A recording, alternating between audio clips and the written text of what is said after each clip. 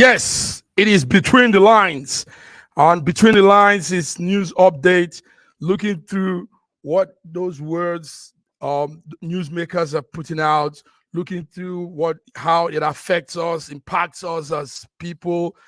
Ladies and gentlemen, you're welcome to Between the Lines, the 22nd of April 2024. My name is Mark Godwin Iweajunwa, and we're here on our lively conversation program, Between the Lines. It's 8 p.m. in Nigeria now, it's 8 p.m. in the UK, and it's 9 p.m. Central Europe time. I'm here with my colleagues and friends, brothers, sisters from all corners of the world. Right there in Lagos, Nigeria, is our man, Ogbeni Olayinka Raji. Ogbeni Good evening, viewers. Thank you very much. Good evening, Massive Mark. Good evening, global viewers. Welcome to our Between the Lines program on Mondays. Good, welcome. And right beside you too is Bidi Nana, Diva Bidi Nana from Lagos, Nigeria. How are you this evening? I'm all right. Massive Mark, good evening. Wow. Nice. It's good to see viewers. you. It's good to see you. Thanks for joining us again today. Yes, thank you too for coming. Thank you for coming up, showing up. In faraway Toronto, Canada, is our man we can't do without because he's there on that instrument and he brings his updates. Sir George Chukwu, you're welcome. Sir George, we need to hear your beautiful voice. We need to hear your beautiful. While you're fixing that up, let's hear from London, UK, Fiona Akano. Fiona Akano. I could go along singing with that name. How are you, Fiona? Fine, thank you. Good evening, viewers. Good. Good evening, Sarah. Good evening, Fiona. Bidi, Sir George, Massive Mark. Good evening. Great. Good evening. It's good to see all of you. We all welcome, and you guys, you need to see the number of the views as it's climbing. Boom, boom, boom, boom. So a lot of people want to get updated. They want to hear the lines between the lines. So you're all welcome. We are looking at a lot of things. Sorry for that. We're checking out some of the updates we're getting from here. Let's start with something that sounds a little bit in the diaspora angle. We heard something this morning. CBN, that Central Bank of Nigerian Governor Cardoso, announces that there will be a new partnership with international money transfer companies so that Nigerians in diaspora can double their remittance to Nigeria. Gentlemen, they want our money, but they don't want us to put our inputs into our knowledge and ideas and things we can say to help governance. But they want our money. But it's not a bad thing. They want to increase how money will be coming to Nigeria, make that ease of movement. So this is what Olayemi Cardoso, the CBN governor, was saying this morning. Let me start with Fiona. Fiona, they want your money. Nigerian government wants more of your money. So they are making easy passage for you to send money. But you probably don't need to talk into their governance. Fiona, how do you see that? Fiona, go ahead. Okay, there's a background noise coming. Fiona, go ahead. Yeah, so anything that makes anybody's life easier is something that I will always align with. So in terms of the actual facts of the matter, I don't really have a problem with it. The part that irks me slightly is the idea that with all the things and all the remittances from the diaspora that goes to Nigeria, the fact that we don't really have any input into political input into things that happen on ground is the thing that slightly, kind of gets in my craw. So, I mean, it would be nice if alongside this, we have at least a diaspora voice that is going to be heard, that's going to be sitting in government there and really helping the decision process. And, so of course, we've discussed many times before that the remittances that Nigerians send from here, in spite of the fact people say, oh, they're using it to do business, they're using it to build houses. I mean, to be honest, a lot of people are sending money from the diaspora to family at home just to sustain them. So we realize and we recognize that the diaspora is the social service system that Nigeria lacks. And it would be nice for us to be recognized for the very important part that we play in Nigeria. Thank you very much, Fiona. So that's our man, Olayemi Kadoso. He was saying this morning. He said one of the things he said is they've secured a cooperation between some International Money Transfer Organization, IMTOS, so that we can double the flow of the remittance to Nigeria. In its they are considering some other options too to improve that foreign exchange market dynamics. So that's Olayemi Kadoso. Let me come to you, Sir George. Sir George, hope your volume is okay now. Okay, let's still check on Olayinka. Sir George, we need you to fix that audio. So Ogbeni Olayinka, this is it. Yes, some good measures to help us send money to Nigeria, make ease of remittance. So for Nigerians in diaspora can add more.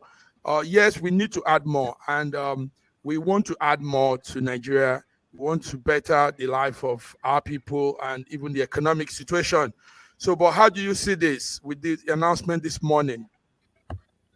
How do you see this? Honestly, I didn't think that there were any issues about sending money back home before. But if there is, I think it's mostly because of maybe exchange rate differences. But whatever it is that will be done by the central bank government to make remittances easy is welcome. Because as Sister Fiona mentioned, I can assure you that a lot of people, especially in the south, depend on diaspora remittances for survival. A lot. Yes. Sometimes they are in a. Go ahead. Sometimes they are in a quandary now, because you see, as the dollar rate went higher, the naira volume got higher too. The naira volume got higher. Unfortunately, inflation wiped out whatever gains that we thought we were gaining. Yes. So yes. That issue of naira pairing with dollar, I mean, the growth is not really tangible, because we're studying a lot on that. We're looking like, how did they do that? Is it what did they follow the process of making the naira valuable, or was it a back end rowdy situation as they normally do? Because we didn't see businesses improve. We didn't see investors, the numbers of investors in Nigeria into Nigeria increase. We didn't see any of this. All we know is there were money that was loaned, borrowed money probably was added into that thing, and now you have this all of a sudden, all overnight, the naira has come up. I don't really think that naira is improving or anything. What was the rate before? What was the rate before they tried to drown the naira? What was they doing before? So I don't think there has all been some footworks. But whatever the case, let there be stability in the exchange rate, so that we'll know that if you order something at a certain rate, by the time it is arriving in the country, the rate has not changed so bad as to make your import very, very difficult to sell. Let them just stabilize the naira exchange rate. Thank you very much. Before we continue, let's welcome our man, Dr. Godwin Ibe from Moscow, Russia. Dr. Godwin, you're welcome. Thank you for having me. I hope I'm audible. Yes, you're audible. Sir George, are you clear now? Can you say? Okay, BD. Let's have your take on this whole thing we're saying. We're talking about a remittance. We're talking about government. This morning in Washington, our Serbian governor said they've done some real good corporations with some international money transfer organizations so that we can remit money. We won't have much problem going through that process. What do you think, BD? Unmute yourself, BD.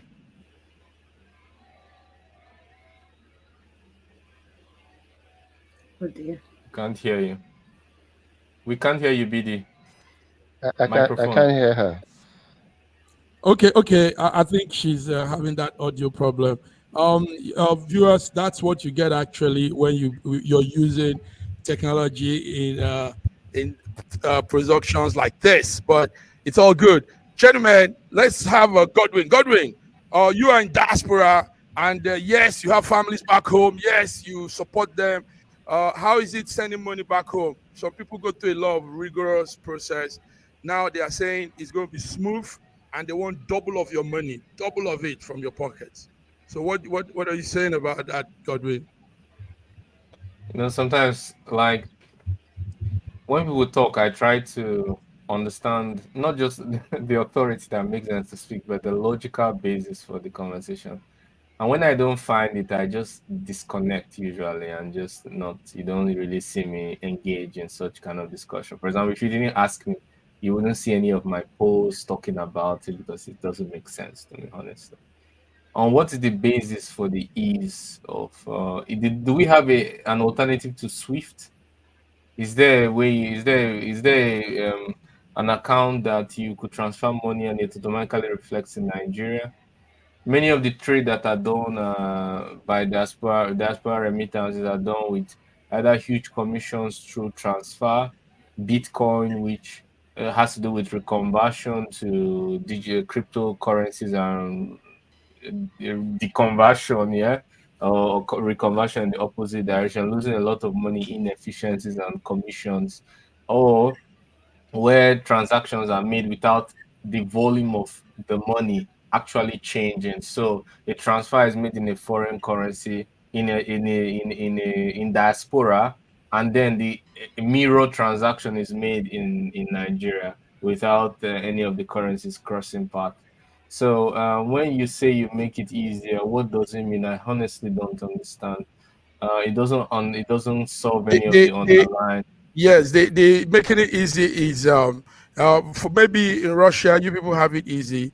Most times Western Europe No. and I'm some not part saying it's easy. I'm saying of that there's what is the basis for making it easier? The uh, commissions are there, the reconversions are there, the mhm, payment, the mechanism for moving, whether you're using SWIFT or you're mhm. using which other one transfer. Um, I don't know. Okay. Yeah, so You probably don't have the update on the news, but it's okay. Let's move on, I'm guys. Let's asking move you. on. I'm asking who has Yes. No, no. Don't worry. the Don't worry. Let's details. move on. Don't worry. Let's not dive into something we probably don't understand. It will make it more complex. Okay. Situation now is that U.S. House has passed $95 billion aid to help package Ukraine, Israel, and Taiwan. Guys, let's come to the international line. The U.S. during the weekend passed a $95 billion bill for security aid to Ukraine, Israel, Taiwan. Even though it's still in the House of Rep, it's not yet with this in the House of Senate. But what does this mean for this war? What does it mean for what we're trying to say? We're saying let's stop this war.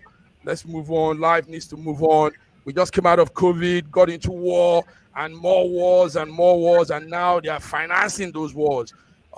George, it's a pity we can't hear you. Can you hear me now? Now we can. Yes. George, go Okay, ahead. thank you. Come Yes. on. Let's hear you, Just George. in Let's time. hear you. Your usual Let's voice. hear Okay. you. Well, special greetings to all my colleagues here, especially Olayin Karaji, my man. Raji. All right. So anyway, U.S. After a long delay with the Republican extremists, they have passed that law, and it's actually what we are seeing here is a partial. I can call it partial actually because there's been a little squabble between Benjamin Netanyahu, Bibi, and then the President of the United States of America. As much as they wanted to help them to aid them with the war in Gaza. But there's a little bit of shift because the man is not listening to the president of the U.S. and the things that they want. By the way, so $95 billion has been already approved, and we have around 61 billion, going to Ukraine. And then out of that, 13.8 billion for weapons purchases and 9 billion for economic and assistance. So now you see also that what is happening here, as much as all of these things are happening, you tend to see they're supporting Israel. But yet there are conditions that are being laid upon them because of the humanitarian catastrophe that is going on in that place. But also, you see part of this money that was given to where? Taiwan. Why is Taiwan? It's because of the war in Ukraine, whereby some of these ayatollahs of their nations are actually just so hungry to occupy lands and take over, the resources, the things that used to happen in the 18th century. They still happen. They're going back into that way of trying to, harness lands and, expand their territories, which is happening all over the world today. So China is threatening to take over Taiwan, and Hong Kong, if care is not taken. And that is the reason why America is spending this type of money. And they're increasing their own portion of that money is going to their own military might. They're going to be using it, to actually, bring in some of, increase their own equipments and stuff like that. But what you're seeing here specifically is this third world war that is actually, just coming very soon if we're not careful. Because there are so many countries like China and Russia, which I have said before, Russia had a little bit of reason for going after what America wanted to do to join Ukraine to NATO, because they wanted to, protect their own territorial integrity. And this is what we're seeing also in other countries like Niger Republic today, when Russia is just coming there close to Nigeria. So the money has been released. Israel is going to get their money, but there is warning going after Benjamin Netanyahu, because what we see is that he is bent on going to Hamas and making sure that Gaza Strip belongs to them rather than two-state solutions that we are having. So let me give other people an opportunity to speak about yes, thank you. It was nice hearing your voice and what you beautifully presented. Gentlemen, the bill is scheduled to be passed. They are considering putting it to the Senate tomorrow. And like George have said, the money will be shared between Taiwan, Russia, and Taiwan, Ukraine. Israel, and Ukraine. Fiona, tell us, what do you say of this? Is it BD? BD, are you open now? Yeah, I'm open. Okay, good. Okay, let's hear. We can hear you now. Yeah, we can hear you, BD. Go ahead. Can I finish on what I was talking about before? Where you say something before? Go ahead. Go ahead. Let's hear what you had before. It's okay. So what I was saying is that having the company to help them in remitting the money back to Nigeria is not an issue, because the Nigerians in diaspora have not had issue remitting their money. The challenge they have is getting value for what they are bringing back to the home. Now, another thing is this. Nigerians in diaspora, I think they are not united. They've not really tried to come together to form a quorum so that they can actually have a voice. Because you can't be asking for people's money, and when they speak, you tell them that they should not speak in issue that concerns who is asking for people's money? We need their money. Nigerians need. Nigeria is not asking for diaspora money. Most of the diaspora money goes to support families. They're asking for it. Well, let me finish first. So they should have where their money is. Now, lastly, what I want to say is this. All what you see is happening in Nigeria is just a cosmetics. Because they are just floating our naira. It's just a cosmetic making, because there is no industry, there is no investment, there is no production, and they say dollar is going down. Now, why you will know that this thing is just floating and cosmetics is because the price of commodity have remained the same. They are not coming down. And they can't come down because all these are cosmetics, they're just floating it. And if care is not taken, this thing the Nigerian government, CBN are doing will just lead us to more trouble in time to come. I'm telling you, that's just it. And but a lot of Nigerians are just, turning deaf ear and blind eye over what is happening, because the way this present government is handling this is not the best way to go about it. Now, talking about the US passing bill, my question, I just want one question. Is US making money for war? It's like their money coming out when it comes to war. I'm telling you, because they invest in war than every other thing. They make money from war. Yeah. Wait, can I respond to that? As a matter of fact, let me respond to that. Okay, go ahead, George. If you see part of this money that is being sent, it's being sent out of to protect certain countries that might not have that military might to help themselves. For instance, as much as we are saying this, I want you to pay attention to part of the 9 billion was actually set apart for Gaza, for humanitarian aid. So is that for war? No, it's not for war. You are sending 9 billion to Israel for Gaza. No. For Gaza you are sending. US is sending 9 billion to Israel for Gaza. No, not 9 billion, not the whole 9 billion. A portion of the how money. Much? You are sending money to an oppressor for the oppressed. I don't understand the logic. No. Hold on. I don't understand the logic. Hold on. You can love your child and chastise your child for doing wrong. Israel is an ally to the United States. You don't bomb your child, for Christ. No, it's also hold on. You haven't seen any portion of that. What we are saying here is, number one is money was set aside. America themselves, because of the situation in Gaza, have not been able to send aid directly. So they're sending food, they're sending aid over there. Right now, a portion of the money that through was Israel. passed, hold tight. A portion of the money that was passed was for the humanitarian aid in Gaza. Okay. Yeah. No. Sir George. Let me go ahead on this. Let's God say something. Mark, if you stop me, I will leave, honestly. I'm tired. You talk for 3 minutes. I was counting it 3 minutes, and then you spoke for a second time. Let me speak. Okay, let me start. I'm just telling you, I check the time now on the clock. Okay, I will speak my 5 minutes. So, okay. Ukraine from the 95 billion, 61 was passed to Ukraine. Now, Russia's annual budget, military budget, is 100 billion. So that is obviously clear that it's not going to make a difference in half of Russia's annual budget. Then also, most of the money do not reach the front line. This one is agreed in Eastern-Western publication. It's not my idea. Everyone in Republican, Democrats, everyone agree that most of this money never reach the front line. And then even the ones that reach the front line, eventually, if they are not destroyed by Russia along the way, they are captured whole and displayed in Russia, like the infantry, Bradley infantry fighting vehicles, the Abrams tank, the Leopards. They are all on display in Russia.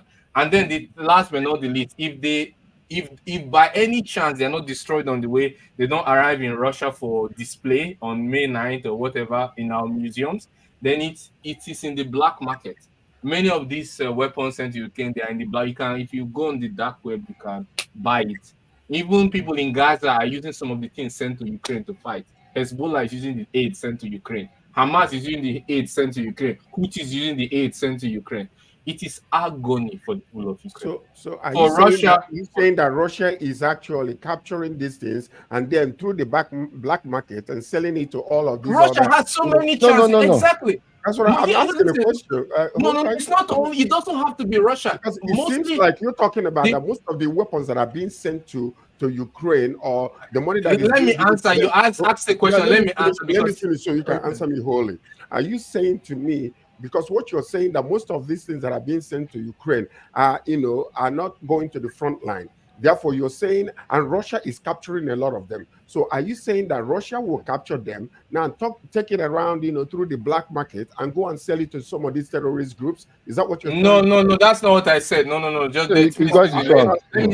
now you misunderstood it. Now let Godwin explain. Yes, He's explaining. what I'm saying, you misunderstood it. Now let me get it.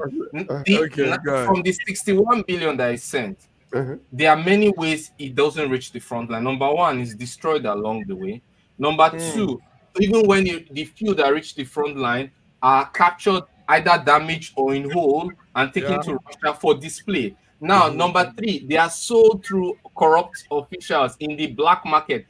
The people that are most interested in buying this are non-state actors, non-state actors. They are the most people interested in, or private military contractors. These are the two people who are interested in those kind of things because they do not have an industrial complex. Now, there's a general agreement that it doesn't reach the front line. So the military industrial complex or US is. You mean like specific agreement? Gentlemen. No, I mean it's on Eastern and Western publication. An agreement that it's not that a Russian is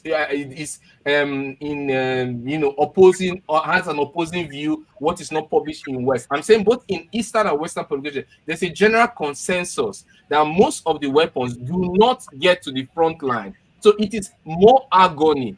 And there are some speculations that one of the conditions for this approval was that there will be more mobilization. But Zelensky has come out to say, with his own mouth, that the young people will now be mobilized, that they tend to be more vast with technology. So there's a plan for more mobilization. Recall that the reason given for the head of the commander of the armed forces of Ukraine, Zaluzhny, for retiring was that he requested for a mobilization of 500,000 Ukrainians, which was not granted to him before he resigned or was fired or whatever and changed to Syrsky. Now, on Western publication, it's also said that the same problems that Zaluzhny faced is the same problem that the new commander-in-chief of the armed forces of Ukraine is facing. Syrsky is facing lack of manpower, lack of ammunition, lack of motivation to fight, and more losses, both in terms of manpower,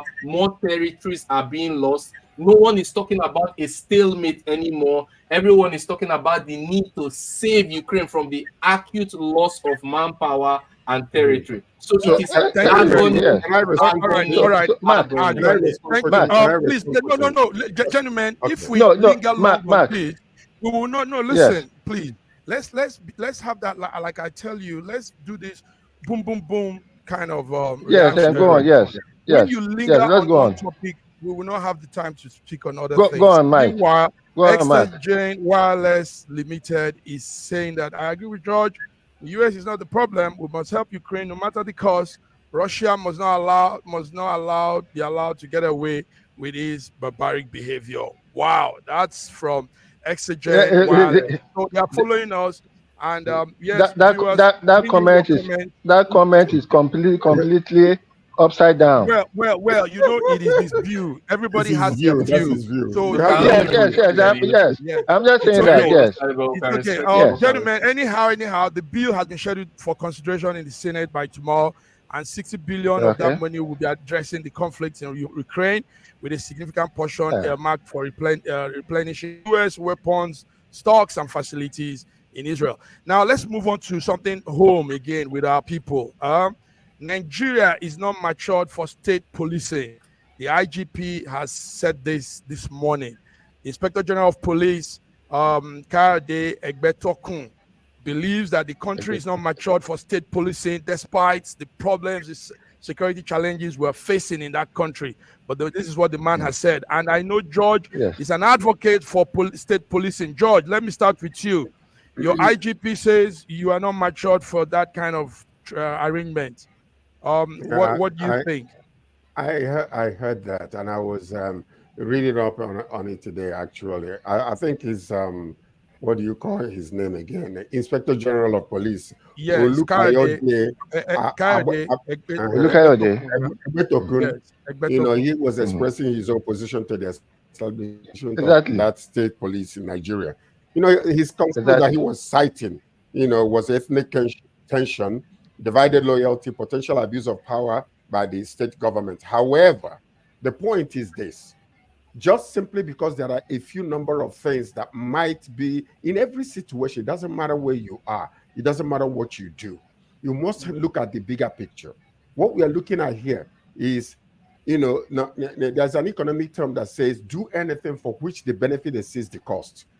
Are there going to be some cost to this? Yes, indeed. But in the general, you know, spectrum of the political climate in Nigeria and the temperature that we are seeing, we believe that state police will be the best for this country. It might be a slow process. So you cannot come out as one of the IGP of the police and keep on talking because you exercising the authoritarian type of position where you are, you know, over the whole entire police. No, we believe that if we can institute a police, a state police, where people from the same area will know the general vicinity and know the people and know how to deal with their own people, whether you're Muslim, a Christian, or whatever, eventually it will be the best thing to do. So to come out, you know, Yes. we don't even need him to come and tell us because all he knows is the power that he is exercising. But eventually, if we do a police, you know, and then it will also reduce, you know, the timeline when police is called to the time they arrive. Most of the time, you see that, you know, police is called and, you know, one group is in another section because it's a, you know, federal police. And by the time they reach the scene of where they needed, you know, the people have already gone. So what we are saying is state police is still very beneficial and we must look into it. And all right, George. Yeah. All right, George. Let's bring in one of the ladies. Fiona, what the IGP is saying is also that when the state police are under the state control, some of the governors will be using it for their personal gain. And there will be situations of human rights and security challenges that they will face. Fiona, I know what you say about this too. Tell us, what's your take on this? What's your view? So I hear what the IGP is saying about what will happen if this is granulated down to the states. I hear what he's saying, but do I necessarily agree with it? Not really. I think just by the antecedents, we can see that the system that we have in place doesn't work. So just from the starting block, the system doesn't work. And definitely, I think a better understanding of your local area, the terrain, the people. I think in terms of bringing that kind of security aspect into the states, I think that would actually work. As George said, I think it'll take some time, you know, but I think we're probably one of the few federal republics that still has policing centralized. So I mean, from that point of view, it's no longer really fit for purpose anymore. It's no longer fit for purpose anymore.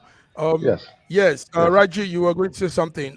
State police, Nigeria is not matured yet. Go ahead. I agree in total with Sir George and Sister Fiona. Is it because the mentality of the current Nigerian police force is unitary in concept and it's in their own understanding. Because when we were in the original grouping before, and we're running a truly federal government, every region had its own police force. So what is happening is Nigeria is a caricature of a federal state. Every day, the government is taking steps, moving us towards a unitary state, while still retaining the Federal Republic of Nigeria nomenclature for the country. So it's an aberration. Everything is local, and unless you have local people manning local security, you cannot be able to do effective local security. Okay, so PD, I know you're also an advocate for state security. I've heard you say that a couple of times in your programs. What do you think? They say we're not matured for it. Is this man saying it from his own one-sided opinion, or maybe because of allocation that might be shortchanged from coming to the federal and all that? What do you think? Of course. I think to some extent he's correct. If you understand the makeup of an average Nigerian, more especially the makeup of an average Nigerian who is doing well, who is well to do, you know that we are kind of users. Do you understand? Now, state policing is actually what Nigeria need now, but we don't need it on the kind of government we are practicing now. What we need is a regional system of government, then the state police will work. But as long as we are still practicing the self-acclaimed federal system of government, I'm telling you, the state police will only be used by few to destroy majority, which is already happening even in the federal system of government that we claim we are practicing. Because me and you know that there's nothing federal about what we are practicing, but we claim it is. So if we actually really want to, you know, adopt state policing, we should first adopt a regional system of government so that it can work. If not, like he said, the example governors, the individuals will use it against each other. Thank you very much. Godwin, I come to you last because I know you also add to this discussion in time past. Yes, tell us what do you think? State policing, and the man says we're not matured for it, we're not ready. Well, I think anyone who has unchallenged power would obviously not like to lose that power. Power corrupts, obviously, absolutely, but I'm not trying to say it's corrupt. I'm just saying there's a tendency to not want to lose authority or power.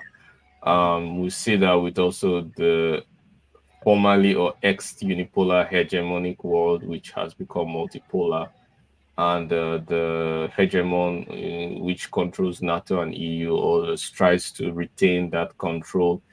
But it's clear that we need, I don't want to say we need state police, we need federalization, true federalization. Because when we talk about state police, it can be in two forms. It can be territorial divisions of the federal police, where there's a more decentralized control of the police, but it's a national body. Or it could be a distinct body that's operating as a state police. So, but what we see here is a federal system of police that is not well localized, and the local residents feel the vacuum in terms of policing. So what we need is true federalization, takes into interest of the local residents. And also it's time to look into other things like National Guard. I don't know if we have a National Guard. That is also in US you have such, in Russia you have such, that serves as an in-between between the military and the police, but who are interested in gun control, combating terrorism, protecting borders, and those things. Those are their main, they have much more access to more firepower than the usual police. They're along the lines of the military, but lower. In this case, the state can have their own paramilitary force along the lines of that National Guard. It doesn't have to be the police, but it can have that function. And we see it in many, in the US, the state has its own control over some form of National Guard. It can also be done in Nigeria. So not necessarily the way we see it as state police, but a more federalization that take into account local differences and local interests and local management of the problems. Can I say something, please? Can I add also? Okay, George, you want to? Yes, I want us to go on a small break and come back to more discussion. George, what you want to say? Can you wrap it no, up? I just wanted to add to what he's saying, actually. Okay. Now, when you look at this, the hypocrisy of this whole entire thing is IGP is coming out to talk about that we're not matured enough. And yet, based on what Dr. Godwin is just saying is this, we depend on the local security people to protect and to guard. Even now, we depend on them and pay them money locally, to do some, state, local things. So why can't we just establish a state police that will take over from these local security people that are doing what is, because they know the vicinity, they know the people, they talk their language, and they are able to protect. And most of the time, they have underground information about some of these other people that are causing this havoc in different places. So I believe that would be the best thing. Nigeria must go for that. That's what I believe.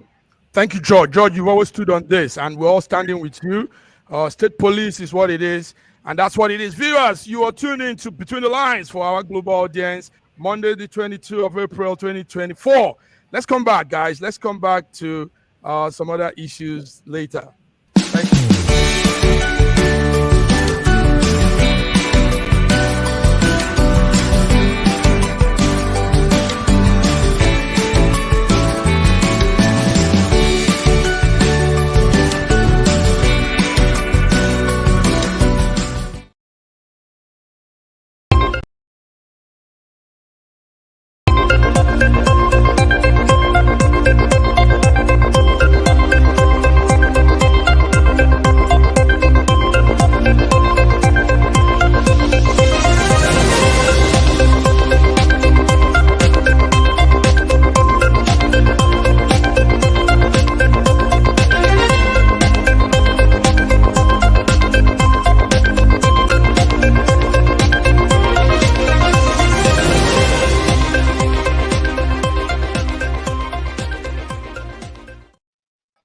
Viewers, we're back. Between the Lines, Monday.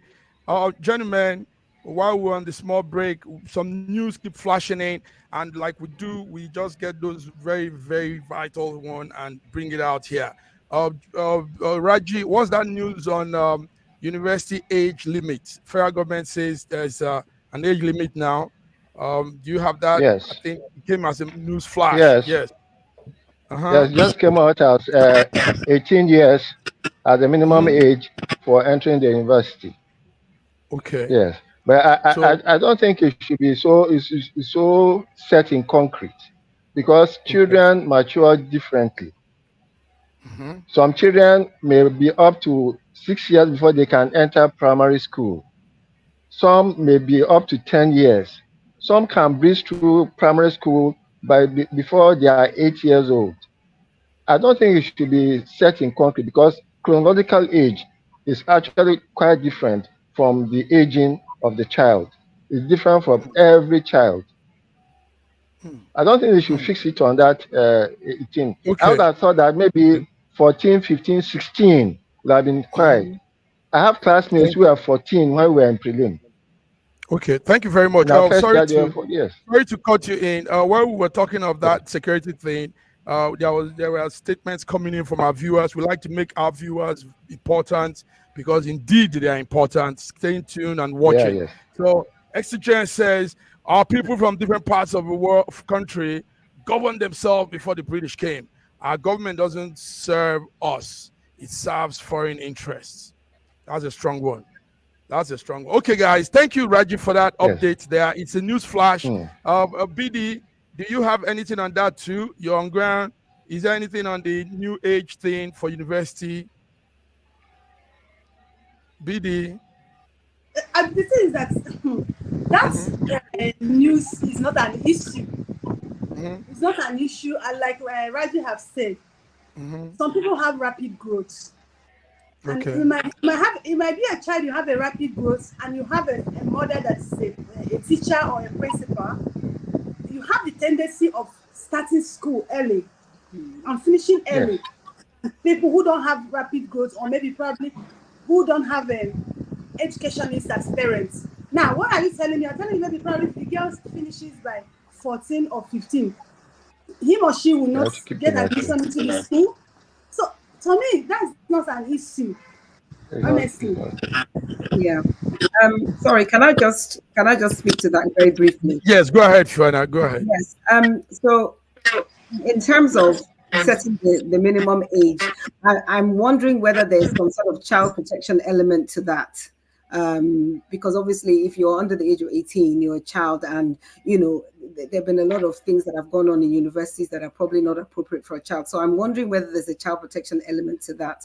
I mean, definitely there are children that will develop at quicker rates, that their intelligence quotient is much higher, and they're able to pass. So they're mentally and educationally ready to study, but they may not be physically ready to be in a university style institution. So I don't know whether I don't know, because we don't have the clear picture. I don't know whether it's about them actually being physically present and staying there, or attending classes, because I understand what the child protection concern could be in that case.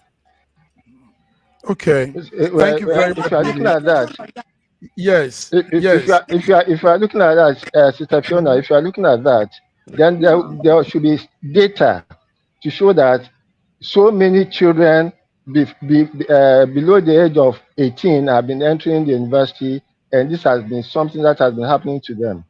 Yeah, Regularly. What I said is that I am wondering if there's a child protection element to this. That's what I've said. There's no data. There's no data to support that minimum 18 years. No it's data. A news flash. It's a news flash this evening. Let's be on Raji BD. Yes, put on your ears on for that for us. While we continue. Gentlemen, let's go. But wait, I want to add something very quickly. Right. What if you're talking about the child protection element? I believe you'll be talking about also the child's the age of consent, for example, in sex. Yes. In Nigeria, it's really complicated, even though the law explicitly says, according to the Act, I think 2023 talks about 18 years. It really doesn't happen in all states, right? Not all states have kind of taken it into how do you say, ratified it. I think that would be the right word, ratified it, because of the multi-ethnic, multi-religious nature of Nigeria. So you are protecting maybe Southerners who are 16 years and want to go to university, but you're not protecting Northerners 14 years old who want to have sex just by getting married to a man because the parents says yes, you can. I mean, it doesn't make sense. Yeah, to a 90-year-old man, because the parents take bride price and say yes, you can. So it doesn't make sense. That's a good one. That's a good point of view, Godwin. There is child protection in law in Nigeria, but it's silent. No one is observing it. It's silent in Nigeria. Like Dr. Ibe just said. See, you know why I said, to me, this is not a news, it's not an issue, because Nigerian government will allow her 9-year-old girl, 10 years old girl, 8 years old girl gets married. Their rights is not mattered. The child protection does not work there. Now, why would the same government who will allow a minor to be taken in by a man old enough to be her grandfather? The law does not speak there. Now, I want to tell us that getting into school before 18. So that's why I said this is hypocrisy. That's why I asked that. Maybe that's what, because it doesn't make sense to me, because I had friends that were going to that's what I was saying. That even with that, it still will not make sense. Even if you talk about like child protection, it still will not make sense in the Nigerian setting. It doesn't make sense. Because of the multi-ethnicity, the multi-religious nature, the lack of ratification of this consent act. Yes, and the fact that you're allowing it for marriage, but you're not allowing it for education. It doesn't make sense. Yes, I know. So traditional marriage, therefore, it is. So what we are saying collectively is that it's crazy. Is that what we're saying? I hear that. And besides, anyway, listen. Besides, anyway, we have more important things that we need to fix in our country than somebody just coming out. Just distraction. That doesn't even make any sense. It doesn't make any sense, because they're not going to. Okay, when you go to the north, you see a malam who will go and marry at 9 years old, and all that kind of stuff, and nobody says anything about it. So really, the law is there, like the BD said, is silent. But what we need to do is, when we have a plain ground for everybody to operate in, where it doesn't matter what your religious belief or traditional or cultural belief is, everybody is under that particular constitutional law, then we can begin to talk. But right now, it's not that way. Not in our country. The law is limited only to certain people. Others are just away with it. Yes, thank you. Wasiu Timayu is putting the thumbs up. He's putting the thumbs up, and comments are flying also in different corners here. All right, guys, it's a news flash. be on the lookout, BD and Yinka on whatever follows with that. Let's go on with more news now. You all had, I mean, we started it here last 2 months when we had that the owner of that company, Binance, executive fled Nigeria, and now, Binance, the executive fled Nigeria, but he's been brought back. He was caught in Kenya. He's not back yet. It's not back yet. Not back yet. He's not back yet. But the no, not back yet. Have hold on him. Are they still holding him? Yes. Yeah. Okay, but that, yes, it's not back yet.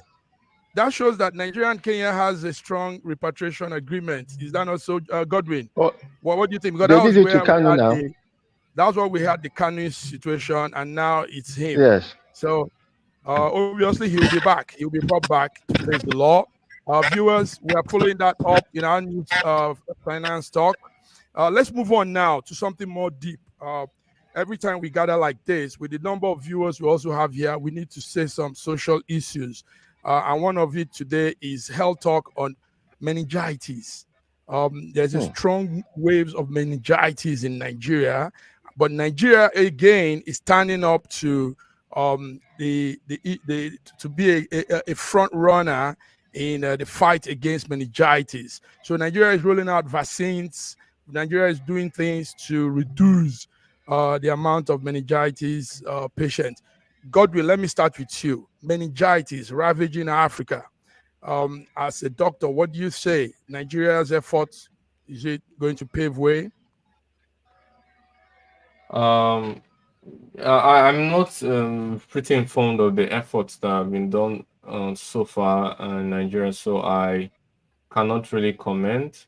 Okay. But yes, any attempt to reduce meningitis is very welcome because it's something that affects the central nervous system and the brain. That's what I mean. Yes. So it's and it can affect development of babies who develop much more rapidly than adults. So it's very, very welcome, basically. Thank you very much. Meningitis for our viewers watching. Meningitis is an infection and inflammation of the fluid and the membrane surrounding the brain. Yes. The spinal cord.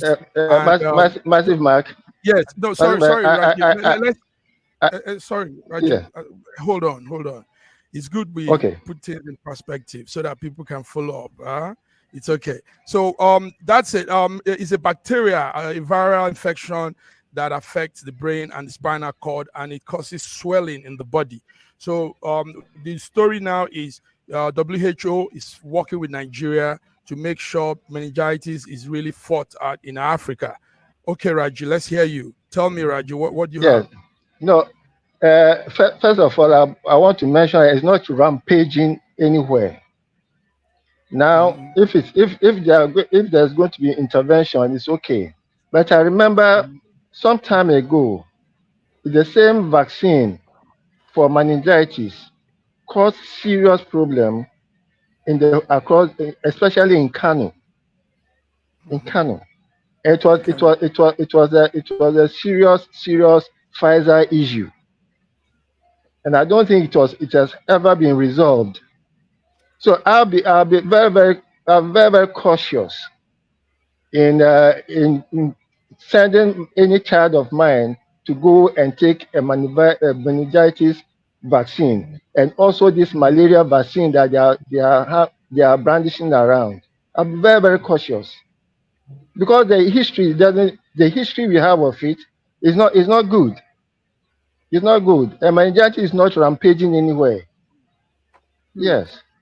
Okay. I'll proceed with caution. Let's hear from BD. BD, go ahead.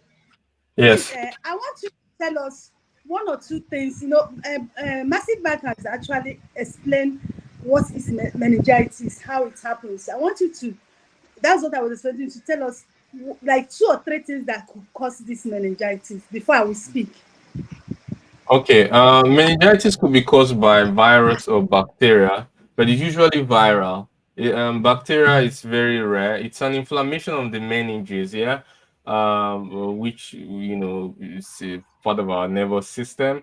So an inflammation causes neurological symptoms and signs like headache, inability to focus, dysphoria, and everything that has to do with mental development and concentration and all of that. Now, I'm from what I'm hearing from, usually the way to treat viral diseases is by having vaccination or shoring up the immune system. There is no such thing like antibiotics for meningitis. Usually things that are not bacterial are not treated with antibiotics. So you can only prepare the immune system to be able to deal with it. Now, concerning what Raji has said about vaccinations, now made me to realize that, oh, actually maybe there's a vaccination program for this. If there is, then I will urge. Of course I support vaccination, but not a vaccination that is rushed out, because the truth is that there's been lots of biolab that programs that are going on around the world, where Experiments. developing countries like Ukraine, thank God Russia is strong enough to control its borders, Africa, even at a point India, before India took control of that, where developing countries, Test. are used as lab rats for vaccinations that Yes. will not be allowed in developed countries like US or Russia. Even Russia will not be allowed, but in developing countries they allow it, and then they use this as data to guide them on how they should run the program back at home. So we should not allow our people to be used as lab rats or for any testing. Right. And the other thing is that when something happens to these people, the compensation is very little. The government doesn't always demand for the huge compensation that should come for it. And even when the government demands, it has to go to international court, a case that may take so many years before anything comes out of it. So the best thing, prevention is better than cure. I wouldn't want our people to be used as lab rats Yes. for biological. Thank you very much. Okay, Yes. go ahead, BD. You have an answer. You have a question to that. You know why I wanted you to explain this for our viewers. If in Nigeria, Dr. Raji will be familiar with what I'm saying. Since last year, there has been this heavy heat in Nigeria, and it's more in the north now. There's been a heavy heat in Nigeria, and I had some people discussing that what is actually fueling this meningitis more in the north is because of this heavy heat.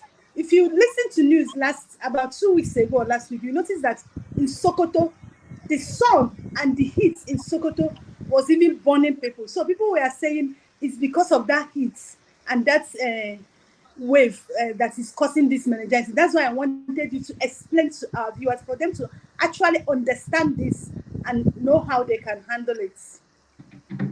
Wow. Thank you very much. It's good. Listen, George want to say something. We're running out of time, George. Okay, go ahead, George. Make it fast. I know. Ahead. No, I just wanted to support everything that everybody's saying. What Raji is actually, cautioning about is that most of the time we have seen a whole lot of these drugs that the pharmaceutical industries are bringing out. They will bring into Africa and use this as guinea pigs. And because there are no statistical data in collection of the people that go to the hospital, ended up dying and being buried without any kind of autopsy to show they died from this or that. And especially in the Muslim countries where people die in a couple of days, they have to be buried in 24 hours. So that's part of the reason why it is very, very important. Yeah, my youngest son, my last born, actually suffered from meningitis when he was very little. And I saw the danger that was in that particular bacteria that attacks them. So if Nigeria is coming out with a vaccine, what we need to understand should make sure that it is time tested and panic proven.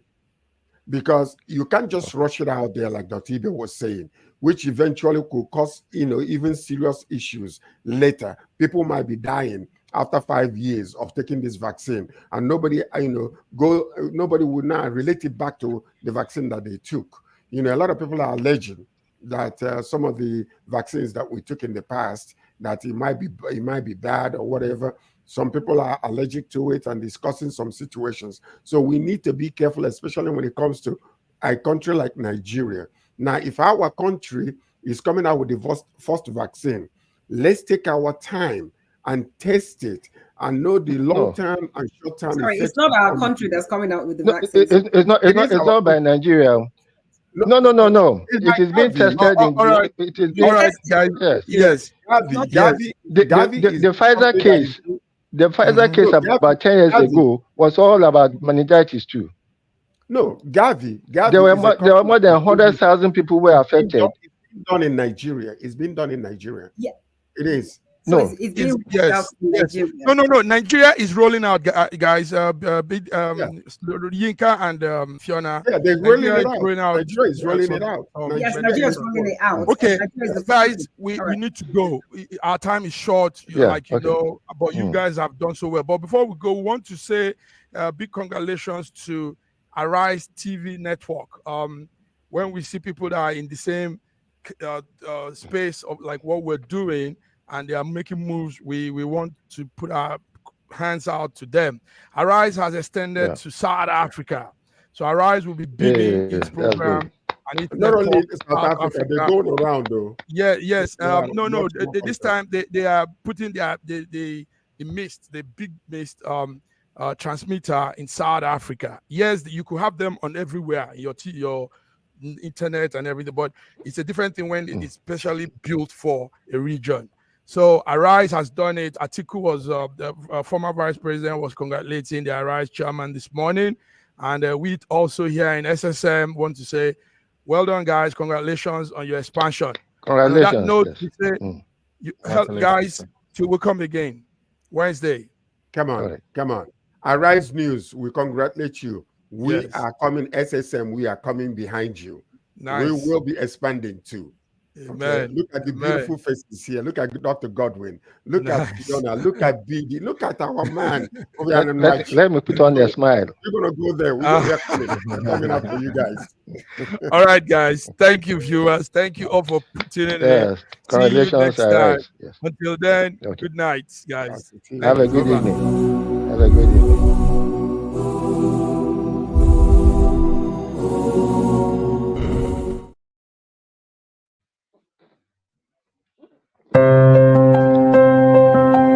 Thanking Guy Gaz, who joined